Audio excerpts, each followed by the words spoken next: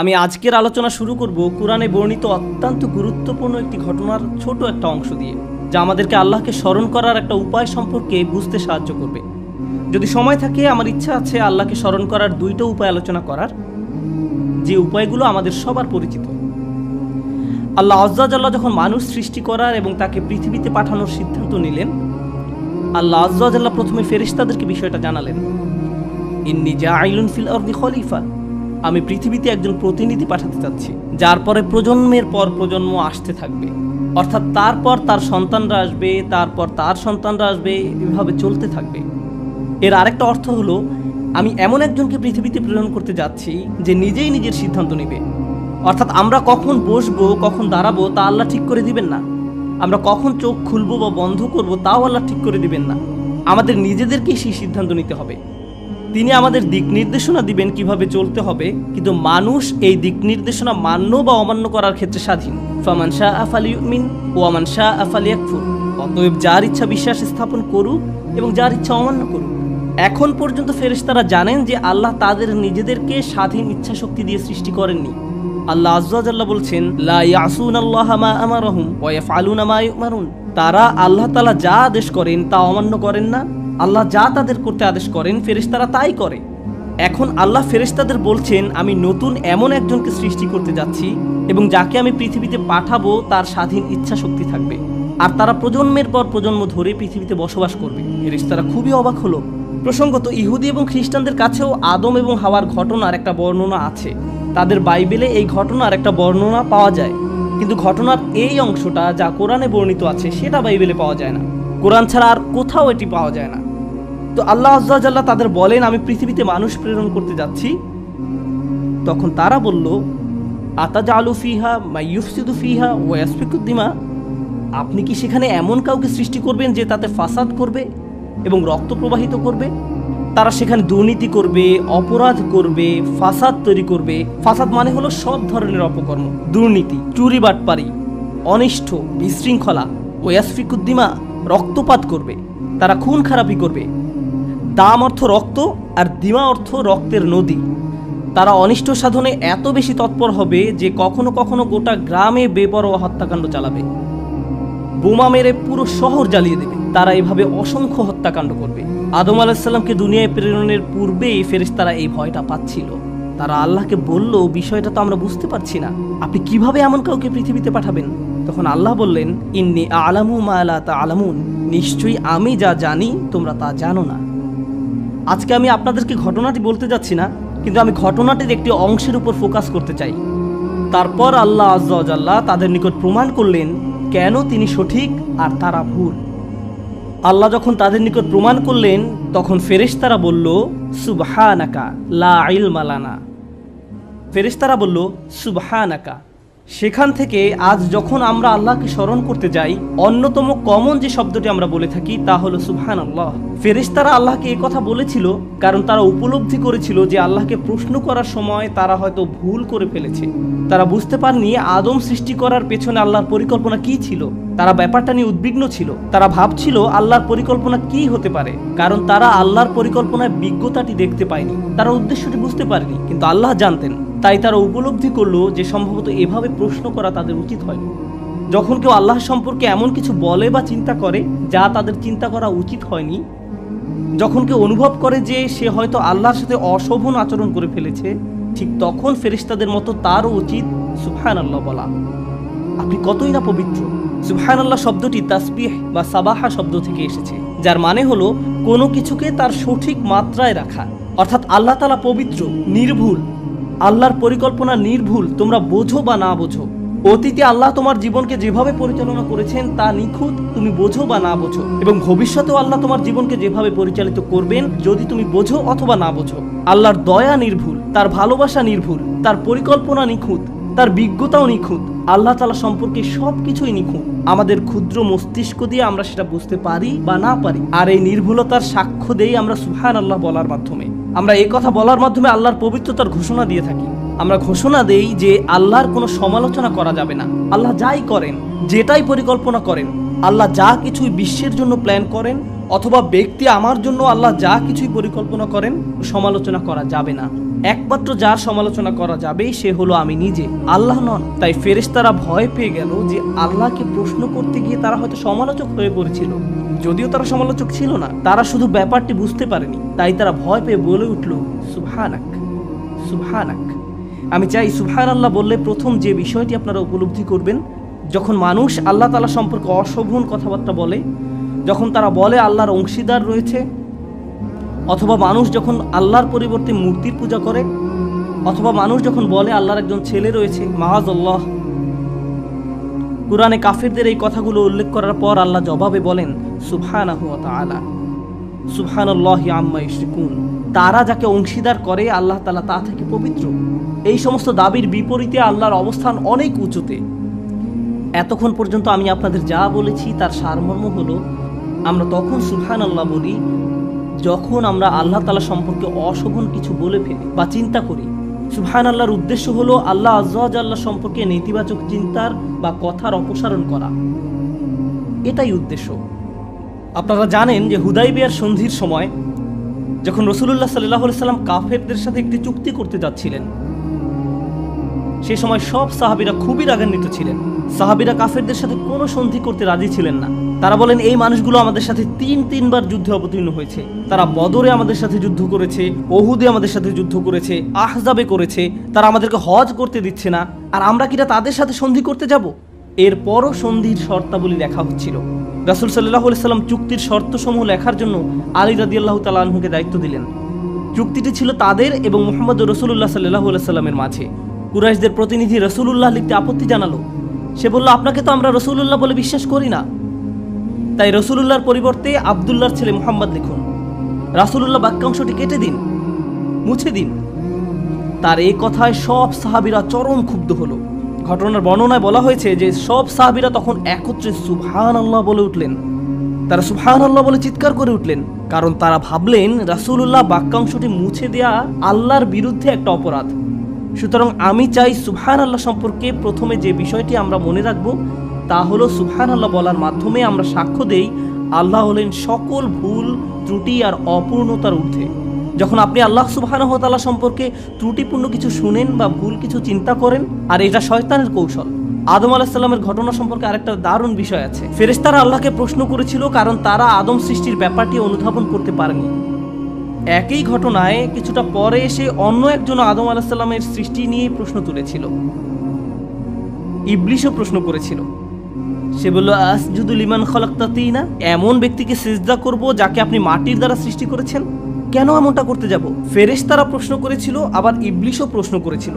আল্লাহ আমাদের শিক্ষা দিচ্ছেন যে কখনো কখনো মাথায় প্রশ্ন আসতে পারে। ফেরেশতার মতো ভালো হলেও প্রশ্ন আসতে পারে, আবার ইবলিসের মতো খারাপ হলেও প্রশ্ন আসতে পারে। প্রশ্ন আসাটা সমস্যাপূর্ণ নয়, প্রশ্ন আসার পর আপনি কি করেন তার উপর ভিত্তি করে সমস্যা তৈরি হতে পারে। খারাপ চিন্তা আসার পর আপনি কি করেন সেটাই দেখার বিষয়। খারাপ চিন্তা আসার সাথে সাথে ফেরেশতাদের মতো সুবহানাল্লাহ বলুন এবং চিন্তাটাকে মেরে ফেলুন। আর যদি এমনটা না করেন তাহলে আপনি ফেরেশতাদের পথ অনুসরণ করছেন না, আপনি শয়তানের পথ অনুসরণ করছেন। এ দুটার মাঝে পার্থক্য এটাই। যদি চাকরি হারিয়ে ফেলেন তখন আপনার মনে এই ভাবনাটা এসে পড়তে পারে যে আল্লাহ আমার সাথে কেন এমনটা করলেন? আল্লাহর প্ল্যান কি? যে 2 বছর যাবত আমি চাকরি খুঁজছি, কোনো চাকরি পাচ্ছি না, বা আল্লাহ কেন আমার পরিবারের অমুক সদস্যকে ক্যান্সার দিলেন, অমুক অমুক ঘটনা কেন ঘটলো, কেন ওই বাচ্চাটাকে মরতে হলো, আমাদেরকে কেন দেশ ছাড়তে হলো? মানুষ তাদের জীবনের বিভিন্ন ঘটনাকে প্রশ্ন করে। মাঝে মাঝে মানুষ প্রশ্ন করে, পৃথিবীতে কেন এত যুদ্ধ বিগ্রহ? আল্লাহ কেন এসব ঘটতে দিচ্ছেন? কেন এখানে কেন ফিতনা হচ্ছে, ওখানে কেন এই ফিতনা হচ্ছে? আল্লাহ কেন এসব বন্ধ করছেন না? বেশ কয়েক বছর আগে নিউ ইয়র্কে থাকাকালীন সময়ে আমার এক বন্ধু ছিল। সে কিছুটা অদ্ভুত প্রকৃতির ছিল, আমি তাকে বেশ পছন্দ করতাম। প্রায় 20 বছর আগে রমজানের এক সময় একদিন সে আমাকে বলল, আমার মাথায় একটা দারুণ বুদ্ধি এসেছে। সে বলল, চলো আমরা আল্লাহর কাছে দোয়া করি তিনি যেন সব জিনদের দিয়ে একটা সেনাবাহিনী তৈরি করেন। তারপর এই জিনদের বাহিনী ইসলামের সব শত্রুদের মেরে ফেলতে পারবে, এতে আমাদের সব সমস্যার সমাধান হয়ে যাবে। এরপর প্রায় 3 বছর ধরে সেই দোয়া করতে থাকলো, কিন্তু কিছুই ঘটলো না। ব্যাপারটা হলো, কখনো কখনো আমরা আল্লাহর পরিকল্পনা বুঝতে পারবো না। আমাদের কাছে আমাদের পরিকল্পনাটাকে নিখুঁত মনে হয়, আমাদের ন্যায় বিচারের ধারণাটাকে নিখুঁত মনে হয়।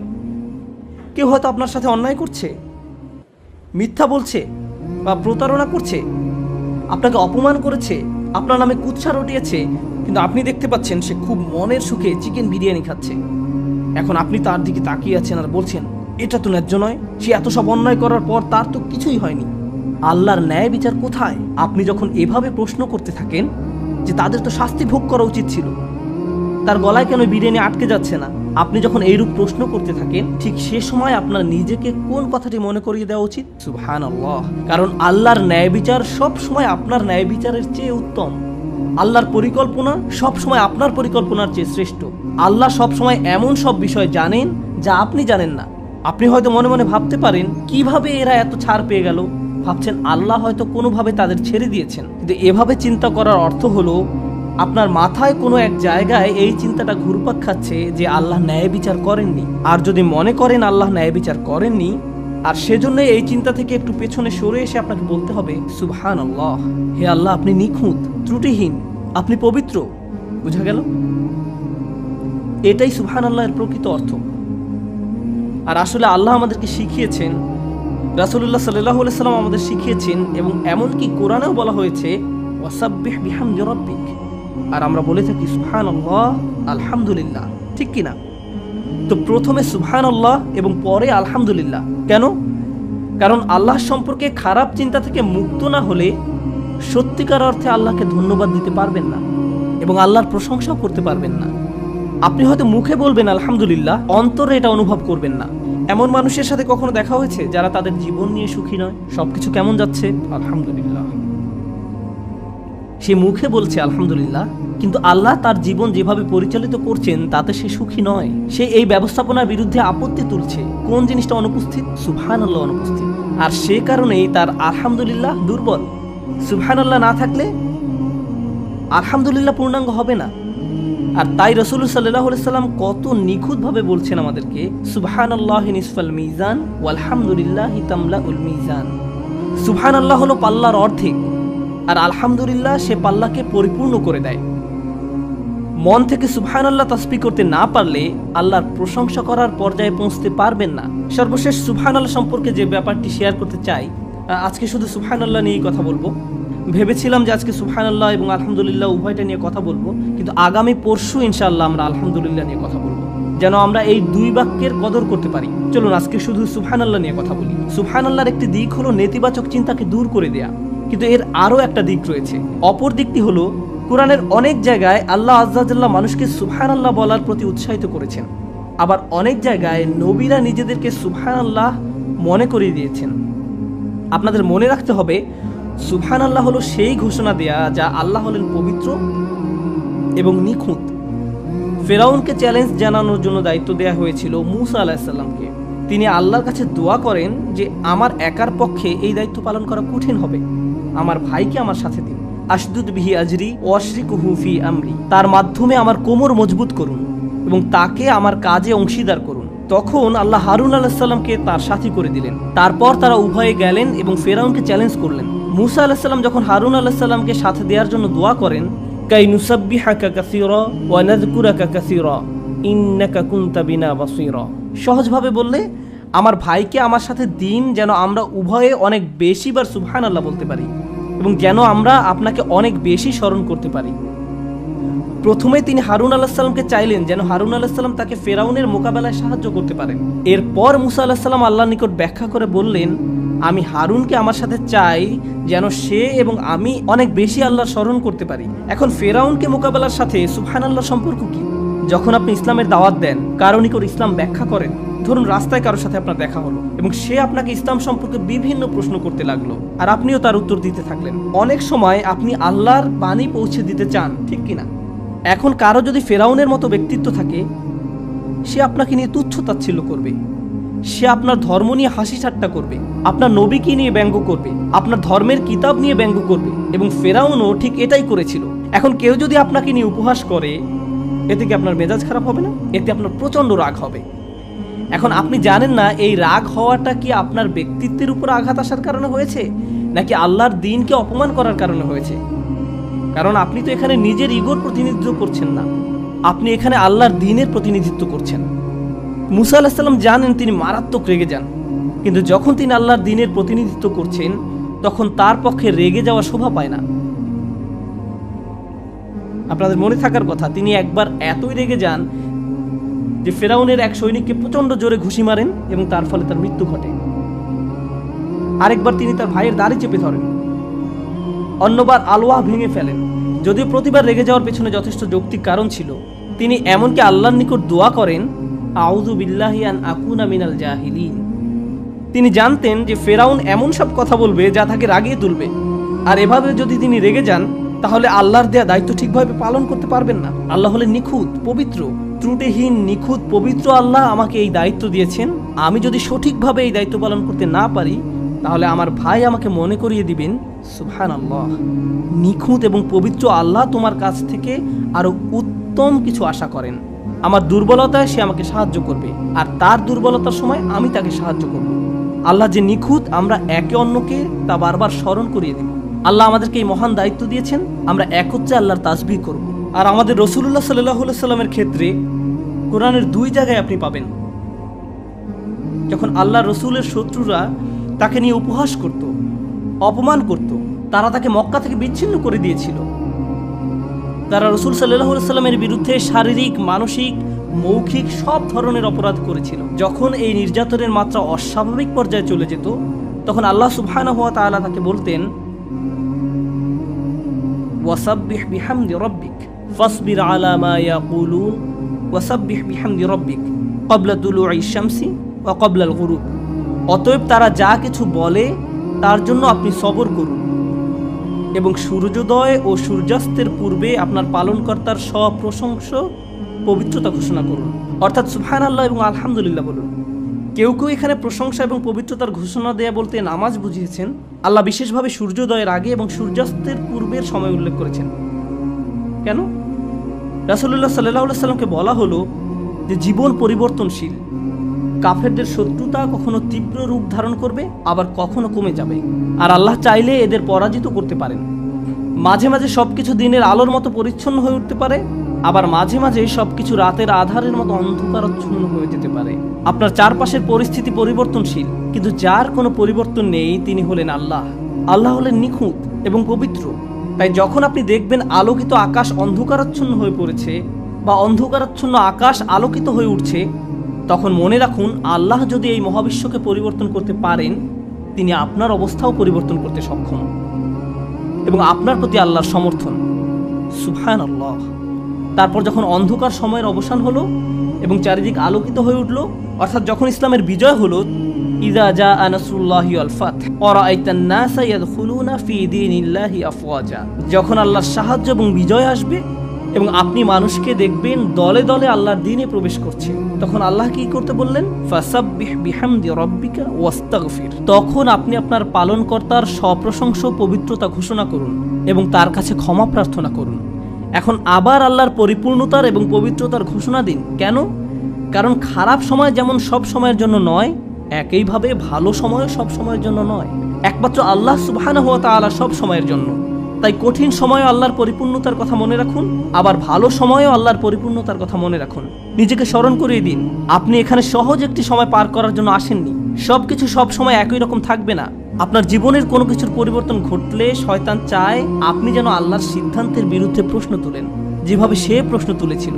শয়তান আল্লাহ সুবহানাহু ওয়া তাআলাকে দোষ দিয়েছিল, ফাবিমা আগওয়াইতানি, আপনি আমাকে পথ ভ্রষ্ট করেছেন, আপনি কেন আমাকে পথ ভ্রষ্ট করলেন, আপনি কেন আমাকে বিপথগামী করলেন, হে আল্লাহ এটা আপনার পরিকল্পনা ছিল। শয়তান এভাবে চিন্তা করেছিল, আর সে চায় আপনি আমিও যেন ঠিক একই রোগে আক্রান্ত হই। আর আল্লাহ আযজা ওয়া জাল্লা ফেরেশতাদের শিখিয়েছেন এই রোগের সমাধান হলো সুবহানাল্লাহ, আর তাদের মাধ্যমেই তিনি আমাদের শিখিয়েছেন যেন আমরা সুবহানাল্লাহ ঘোষণা দিয়া মানুষদের অন্তর্ভুক্ত হতে পারি। আমি দোয়া করি আল্লাহ যেন আমাদেরকে তার তাসবিহ করা মানুষদের অন্তর্ভুক্ত করেন, আর তার তাসবিহ করার মাধ্যমে আমরা যেন আমাদের রব, আমাদের মালিক আল্লাহ সুবহানাহু ওয়া তাআলা সম্পর্কে অসমীচীন কোনো চিন্তা না করি, কোনো অনুভূতি বা শব্দ মনে আনা থেকেও দূরে থাকতে পারি।